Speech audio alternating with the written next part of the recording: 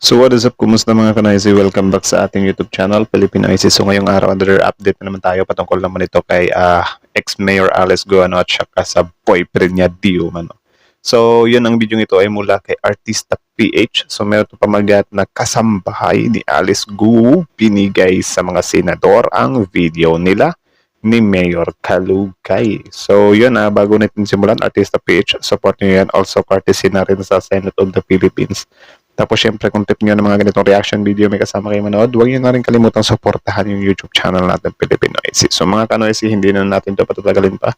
Simulan na natin, baka agawin pa ng China. Again, pamagat ng video ito, kasambahay ni Alice Go, ibinigay sa mga senador ang video nila ni Mayor Kalugay. So again, Artista PH, Senate of the Philippines, Filipino IC. Like, comment, share, subscribe. So ano na naman kaya ito, men? Start.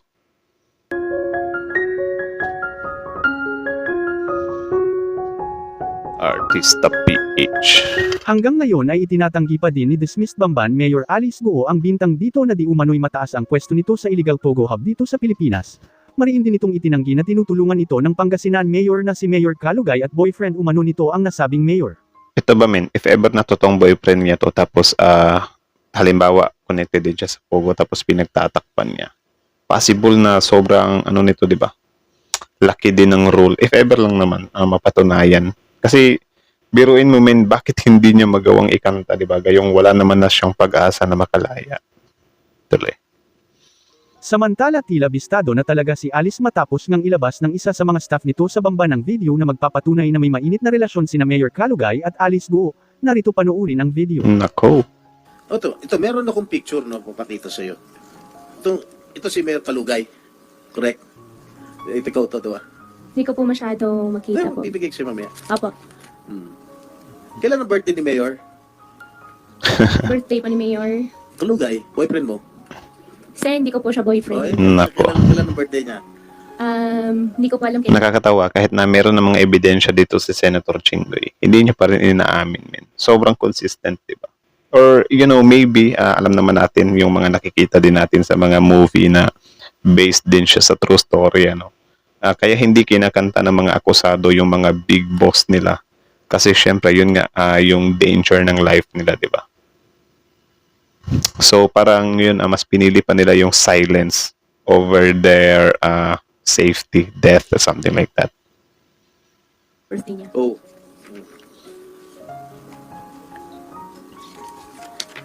Oh, ito si Mayor Kalugay, naka-suit ng t-shirt mo, Alice Go. Marami pa yung t-shirt niya, more than 20,000 po yan. Binigyan mo siya? Baka meron po siya.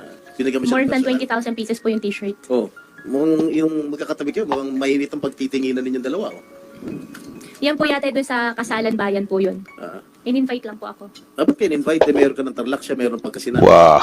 Kasalan Bayan po parang ano po yung invitation Kasalang po. bayan ng Suwan o kasalang bayan ng Bamban? Kasalan Bayan po ng Swalyan. Oh, ba't ka na O bakit inimbita si Alice Go? Comment nga kayo sa baba ng mga opinion nyo. Mayor siya ng Bamban, tapos yung lalaki sa Suwal, tapos taga dun din yung lalaki. Di ba ano yun, parang super special friend? Or baka friends with benefits, ano? Or I don't know. Baka lang naman. Magkaibigan po kami. In-invite lang po ako. Marami mga mayors. Yung bitaw, ikaw lang. May mga ibang politicians po. Hindi ko naman po kakilala. Pero ikaw ang katabi. Siguro dyan po sa upuan magkatabi po kami. O, lagi naman yata kayo katabi, no? Hindi naman po. O, di ba meron siya mga ginawang o pinagawang mga bulaklak para sa'yo? Hindi naman po. Hindi ko po makita eh. Ayan, no? O, ito. O. O, laki ng bulaklak para sa'yo. Dami, oh. Hala. Sana all. Sana all daw eh. Kahit sino naman mapapasana all kapag malaking bulaklak yung ibinigay, di ba? Tapos tinanggap mo. Siyempre, Tama? Ha? bulaklak kapalit ng bulaklak. Bars, isipin nyo. Bibigay ko sa'yo. Sige po. Ha? Soli mo rin sa akin, ha? Para souvenir ko to, ha? Oh, ngayon, inaamin mo ba na hindi wala kang relasyon? Lakas mga asar nito si Senator Jinggoy, pero kapag inasar yan, magagalit. Diba? Yan lang naman yung ko kanya. Pero no problem naman yun kasi lahat naman talaga tayo maaasar or mapipikon, diba? Yun lang yung some kind na ano ko sa kanya na halimbawa ganyan, inaasar-asar niya si Alice pero kapag siya naman yung inasar, ang bilis niyang maasar. Tuloy. Hindi mo siya- Hindi po tama yung term na amin po dahil wala naman po talaga kaming relasyon po. O sige, gaano ka kalapit kay Mayor Kalugay? Kaibigan ko po. Kaya nga, ako, kaibigan ko Senator Risa, kaibigan ko Senator Coco. Gaano ka kalapit? Ay, yun ang tinatanong ko. Friends with benefits ba? Based on the picture at hand. Hindi, gaano ka kalapit? Kakilala po, kaibigan po. Hindi ka nga, marami naman tayong kakaibigan dito. Ikaw, pwede rin kita maging kaibigan. Gaano ka kalapit? Ang nakakainis din kasi dito kay Alice Gumin, tumatawa siya, nag-i-smile siya. So baka nung sinabi niya na kaibigan po, tapos may paganyan siyang smile. Baka ang ibig sabihin doon ay kaibigan po. Diba? Baka lang naman. Kay Mayor Kalugay. Hindi ko po alam paano po kayo mag-gauge po na kung kano Hindi, kalapit. nagsasabihan ba kayo na sikreto? Haroy. Hindi naman po. How far is your relationship? Magkaibigan po kami. Hindi naman po. How far is your relationship? Magkaibigan po kami. Magkaibigan lang. So Opo. yung parang normal na kaibigan. Opo, magkaibigan po. Madam Chair, just one... Before Miss Alice, sagutin mo yung tanong ni Sen. Roy, Sen. Loren, and then the majority leader is next. To simplify, ang kailangan lang natin na impormasyon for now from Ms. Go is sino ba sa mga ahensya ng gobyerno o sa labas ng mga fixer ang tumulong sa kanya para makakuha ng Philippine birth certificate. Yun. Pangalawa, at sino yung nagbigay ng Philippine passport. Yun. Ganun kasimple. Isang oras na tayo dito, maraming issues. Sagutin lang yon, matutulungan ka namin. And you're Paano? Hindi naman sasagutin ni Alice Go yan eh. Kasi I think talaga connected talaga to sa isang malaking sindikato Ang mangyayari kasi dyan, if ever na maikanta silang isa, automatic, lahat na niyan tatamaan. Diba isipin nyo, kunyari sa PSA, kung sakaling ikanta ni Alice Go na, ito yung nag-ano sa PSA. Siyempre, hindi lang naman si Alice Go yung ginawa ng ganyan eh. Marami naman sila eh. Marami naman sila. So, ito si Alice Go talaga, nagiging maingat lang din siya. Kaya yun, nakakainis lang kasi mula ka pa sa pagpuga tapos babalik ka lang dyan para manginis ulit, di ba? lawyers will understand that. Yun lang. Sino? Dahil ang PSA, with all due respect, at ang DFA, mukhang napasukan ng sindikato. Hindi Paano mukha. natin bibigyan ng budget ang ahensya ng gobyerno sa panahon ngayon ng budgetary allocations for next year kung ang binabudgetan natin ay napasukan ng sindikato na kalaban ng taong bayan. So, Dapat mag-implement kayo, pitay. 'Di ba? Sa mga taksil sa bayan para mahimasmasan, matakot. 'Di ba? Basic. ikaw ang susi na magsabi, alam ni Senator Tulfo, yung pangalan ng fixer mo. Ibunyag mo lang sa amin, paano? Kasi hindi lang ikaw. Inamin na ng PSA na meron higit sa 1,000 na nabigyan ng birth certificate. Grabe. Ayun, exact number, 1,200. Hype yan. Hype yan. 1,200. Grabe ang lala. Kawawang Pilipinas, men. Pera lang naman talaga eh. Pera lang naman talaga yung nakakapagpasama ng mga tao dito sa Pilipinas. Grabe.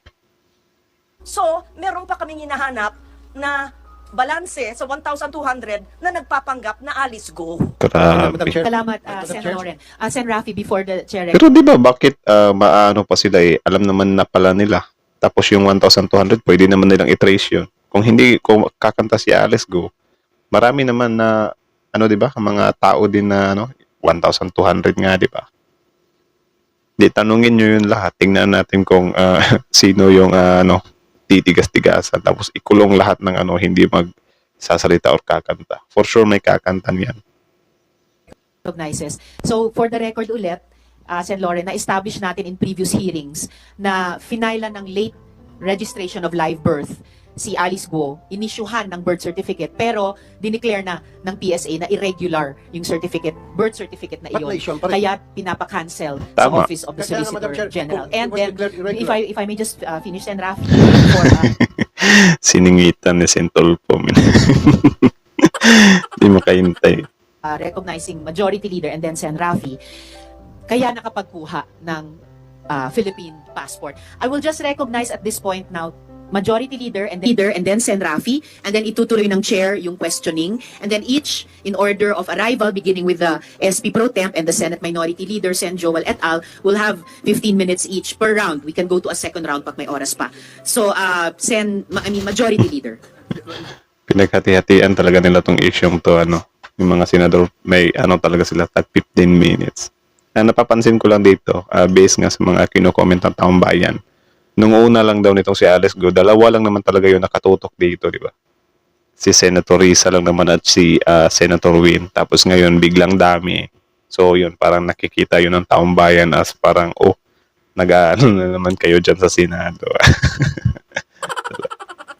Madam Chair, just an addendum to your earlier order citing in contempt Ms. Alice Go, may the committee secretariat be likewise directed at this instant using the fastest means of communications to inform Branch 109 of the Regional Trial Court based in Capas Tarlac of the said citation, Madam Chair. Thank you, Majo. Comsec, please do that. And please include in the communication to the good court yung sinabi ng chair kanina sa citation in contempt kay Alice Go o Go Hopping that this committee will coordinate with the court ordering her detention. So we will coordinate with that court. And lastly, Madam Chair, Madam Chair. Lastly, Madam Chair, just Sen. to thank Madam Chair. just in that Yes, particular Sen. Joel. Parang nasa inuman lang ang ingay. The court ordering Pakinggan her niyo. detention. So we will coordinate with that court. And lastly, Madam Chair, Madam Chair. Lastly, Madam Chair, just Sen. to thank Madam Chair. just in that Yes, particular Sen. Joel and then Sen. Rafi. communication to the court, we also would like to put into the records how much we appreciate, Madam Chair, the confirmation of the court and the respect of the court to this committee to allow Gua Huaping to appear before us, Madam Chair, because we wanted to put that into Guwawaping talaga yung pagbigkas niya. records, Madam Chair. Thank Madam you. Chair. Salamat, Sen. Joel. Oo, ina-appreciate ng buong komite at ng chair na pinaunlakan ng judge yung written request na ipaapirin at pasalitain sa ating komite si Alice Guo Huaping. Kaya pinut on record na ng komite yung pag-cite in contempt kay Alice Guo at bunga niyan, we will coordinate with the court. Dahil ito yung nag-order ng kanyang detention. So, Sen. Rafi, and then the chair will continue with her Thank you, question. Madam Chair. She's been very evasive from the get-go. Parang sasayang lang tayo ng oras ng mga laway natin at karapatan man niya na hindi magsalita at magsinungaling. Ang importante sa atin, Natumbok mo, Senator Rafi. So ang tanong, bakit nyo pa pinapatagal? Gayon di ba nagbigay na naman na siya ng mga pangalan? Di ba dapat tatrabahuin na agad yun? Kasi syempre sa bibig nyo na nga nanggaling na papahabain lang, hindi talaga magsasalita yan. Kasi yun nga, si Alice Go mismo yung nagsabi na ayaw niya magsalita sa publiko. Pero willing siyang magbigay ng listahan ng pangalan. Nakiusap pa nga siya, di ba, na huwag mong ilabas sa sa public. Dapat tinapos na sa public yan. Tapos trabahuin lahat yung mga kinanta niya. Di ba? dito ngayon, yung sindikato lumalaki ng lumalaki habang tayo nag-uusap dito. Tulad ng sinabi ni Sen. Lauren, yun talagang tinutumbok ko noong pa man, Madam Chair, at total nabanggit naman sa previous hearing, yung kasabwat na para siya ay makakuha ng birth certificate through late registration. Kailangan siguro isa sa matutumbukin natin para magbuwag ng sindikato na ito, sino-sino sa late registration, sa local registrar's office, ang makasabwat niya dyan sa Sa Tarlac, police kaya din. siya nakuha ng birth certificate, at sino yung mayor at that time, sino yung hepe ng local diba? registrar's office, Pati pulis kasi pinoprotektahan sila ng pulis eh. at ilan na ba ang mga Chinese national sa bayan na yung sa Tarlac ang nabigyan din ng birth certificate, Filipino birth certificate to late registration. Because napakalaking problema ito, Madam Chair eh. Tama. 1,200 sa Davao del Sur lamang yan, yung foreign nationals na nabigyan ng 1,200. Trabahuin nyo talaga na mabilis yan kasi painit na ng painit yung away, hidwaan ng Philippines sa China. Diba? Baka maging kagaya yan dati sa WW2 na mga Hapon inukupa muna yung Pilipinas. Diba? Maging makapili din yan. Filipino birth Huwag certificate. puro Instance in Filipino citizen. pera. Now, hindi lang po sa Davao del Sur, kundi sa iba't iba pang lugar sa bansa. And then the immigration mismo umamin na every single year, since 2000, sila po ay nakakahuli ng mga Chinese nationals na pumapasok dito o lumalabas na gamit ay Philippine passport. Di ba? And we're not doing anything about it. Since, jeez, for decades, nobody's doing something na para buwagin yung sindikato na yun. Ala. Kasi kung di natin pag-uusapan ito, at puro na lang tayo nakakonsentrate sa isang topic, lalawak ang sindikato until such time baka pagising natin na take over na tayo ng mga Chinese nationals. Thank you, Madam O, Chair. di ba? Natumbok mo naman pala si Rapi Tulfo eh. So, trabahuin mo na yan. Huwag mo nang intayin yung mga kasamahan mo dyan. Trabahuin mo na agad yan. Diba? Yan yung pinakamahirap talaga niyan eh. Or yan yung pinakadelikado. Sige, sabihin natin, 1,200 na Chinese na binigyan ng birth dito as a Filipino citizen. Diba? Sobrang laking bilang na ng 1,200 na yun.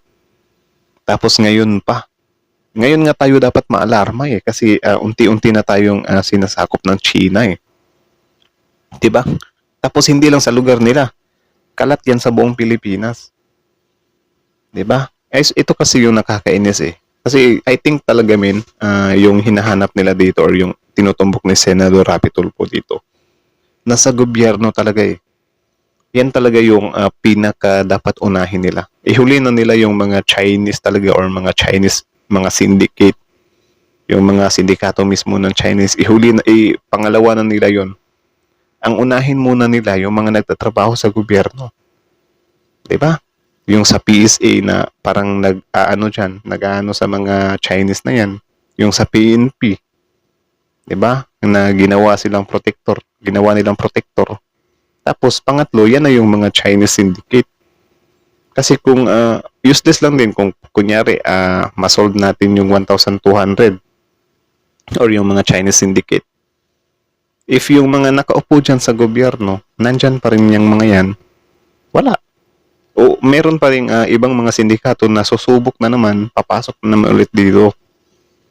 'Di ba? Tapos yun nga, magugulat na lang tayo, puno na tayo ng Chinese national dito. Alam niyo naman tayo mga Pilipino pa naman din is hindi tayo yung mga tipong mga war freak, hindi tayo yung mga tao na nang aaway na lang bigla kung makakita tayo ng Chinese sa kalsada. 'Di ba? Kasi syempre pwede din tayo makulong.